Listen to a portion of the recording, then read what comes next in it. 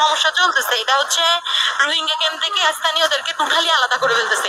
তাহলে এখানে ওরা কি সন্ত্রাস করতেছে বা কি করতেছে এটা কিছু বোঝা যাচ্ছে না।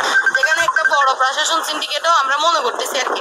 তো এখন আমাদেরকেও অ্যারেস্ট করতে পারে, বিশেষ করে আমাকেও অ্যারেস্ট করতে পারে। আমি উকিয়ার দিকে যাচ্ছি, চুপ কানে একটু খুলে রাখেন, পারলে নাহিদ ভাইদের কান একটু দেন আপু। এটা অলরেডি মেয়েদেরকে লাঠি চার্জ করা হয়েছে আপু। হ্যাঁ, তো অনেক আমাদের যারা নেতৃত্বে ছিল তাদেরকে অ্যারেস্ট করা হয়েছে।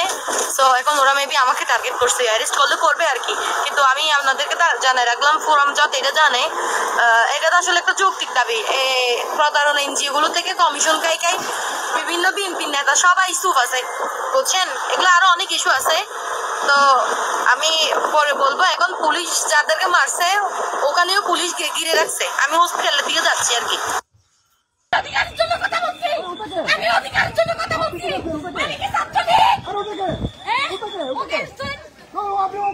দেখতেছেন সন্ত্রাসের মতো প্রদীপের মতো কার্যক্রম চালাইতেছে।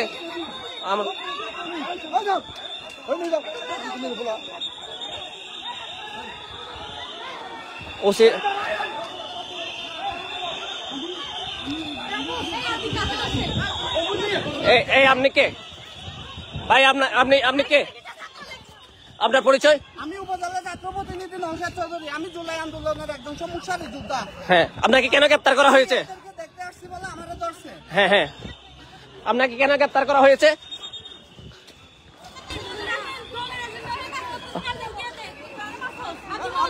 আপনি ছাত্রলীগের প্রাণ ছিল।